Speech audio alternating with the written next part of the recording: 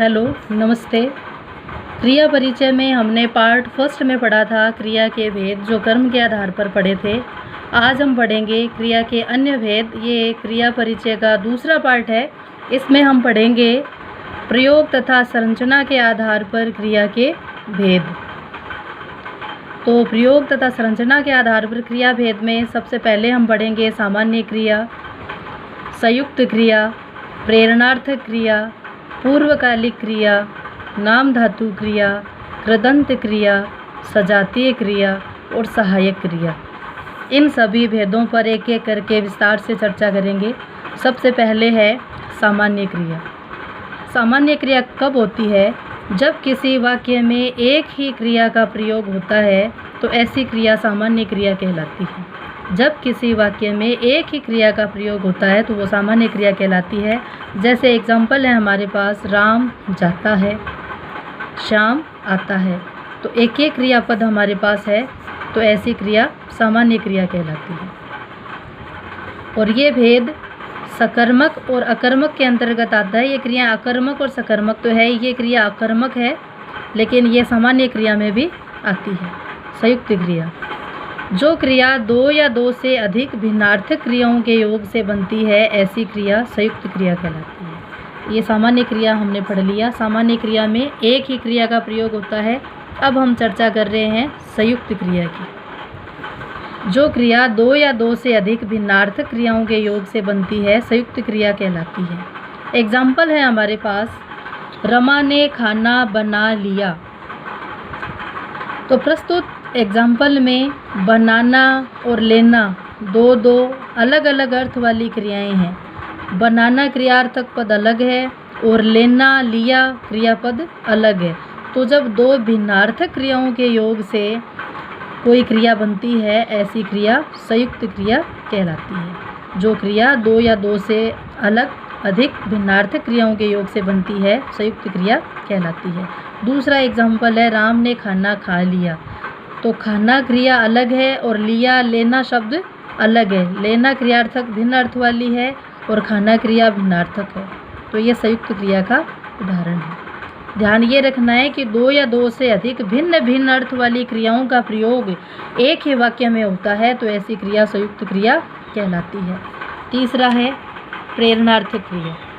प्रेरणार्थक क्रिया में वे क्रियाएं आती है जिनमें कर्ता स्वयं कोई कार्य ना करके दूसरों को क्रिया करने के लिए प्रेरित करता है। कहने का मतलब ये है कि ऐसी क्रिया जिसमें कर्ता कोई कार्य स्वयं नहीं करता है, वो अपनी प्रेरणा के द्वारा किसी अन्य से वो कार्य करवा लेता है। एग्जाम्पल हमारे पास है, जैसे अध्यापिका ने बच्चों से पाठ पढ़वाया।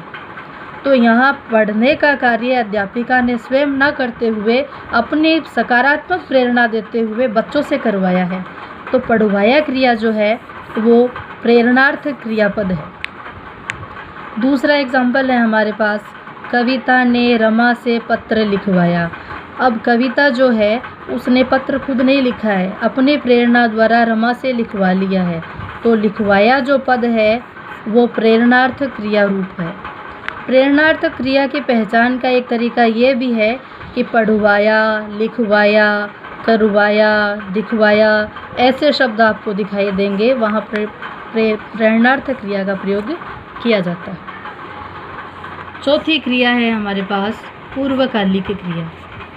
पूर्वकालिक क्रिया के अंतर्गत जब वाक्य में एक साथ दो क्रियाएं घटित होती है, इसमें जो पहले घटित क्रिया होती है वो पूर्वकालिक क्रिया कहलाती है। कहने का मतलब है कि जब दो क्रियाएं एक साथ प्रयुक्त होती है तो जो क्रिया पहले घटित होती है या पहले प्रयुक्त होती है उस क्रिया को हम पूर्वकालिक क्रिया कहते हैं। जैसे एग्जाम्पल है हमारे पास, राम पाठ पढ़कर सो गया।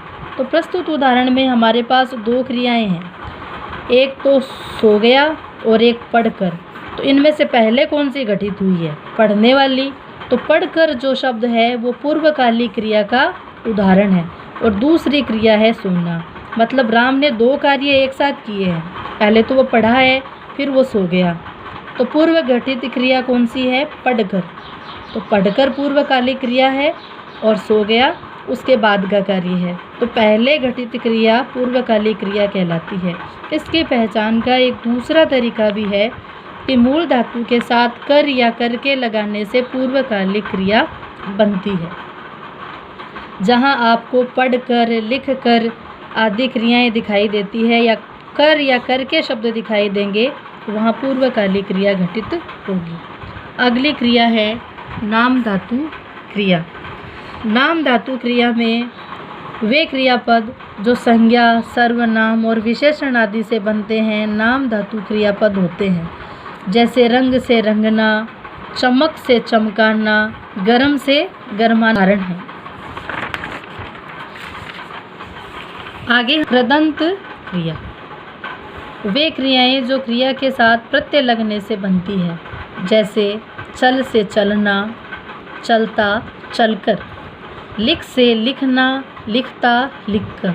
ये कृदंत प्रत्यय से बनने वाली क्रियाएं हैं, तो कृदंत क्रियाएं कहलाती है। उसके बाद है सजातीय क्रिया। वे क्रियाएं जहाँ कर्म तथा क्रिया दोनों एक ही धातु से बनकर एक साथ प्रयुक्त होती है, सजातीय क्रियाएं कहलाती हैं। जहाँ कर्म तथा क्रियापद दोनों एक ही धातु से बनते हैं, ऐसी क्रियाएं सजातीय क्रियाएं कहलाती है। जैसे भारत ने लड़ाई लड़ी, तो इसमें लड़ाई कर्म और लड़ना क्रिया दोनों एक ही धातु से बने हुए हैं, तो ये सजातीय क्रिया के उदाहरण हैं। जैसे चढ़ाई, चढ़ी आदि शब्द। और अगला है सहायक क्रिया। मूल क्रिया की सहायता करने वाले शब्द सहायक क्रिया कहलाते हैं। यानी ऐसी क्रिया जो मूल क्रिया की सहायता करती है, सहायक क्रिया होती है। जैसे कमल पाठ पढ़ता है, रमा ने अपनी पुस्तक मेज़ पर रख दी है। तो प्रस्तुत उदाहरण में पढ़ता के अलावा जो है रमा ने अपने पुस्तक मेज़ पर रख दी है, यानी दी है, ये जो क्रियाएं हैं ये सहायक क्रिया के उदाहरण हैं। इन दोनों ही वाक्यों में दी और है सहायक क्रिया के उदाहरण। धन्यवाद। तो देखिए, आज हमने क्रिया परिचय के अंतर्गत निम्न क्रियाओं के उदाहरण पढ़े हैं। प्रयोग के तथा संरचना के आधार पर क्रिया भेद पढ़े हैं। पहले हमने पढ़ा सामान्य क्रिया, संयुक्त क्रिया, प्रेरणार्थक क्रिया, पूर्वकालिक क्रिया, नाम धातु क्रिया, कृदंत क्रिया, सजातीय क्रिया और सहायक क्रिया। इनकी परिभाषा और उदाहरण पर चर्चा की। और नेक्स्ट व्याकरण के जो अन्य टॉपिक है वो अगले वीडियो में।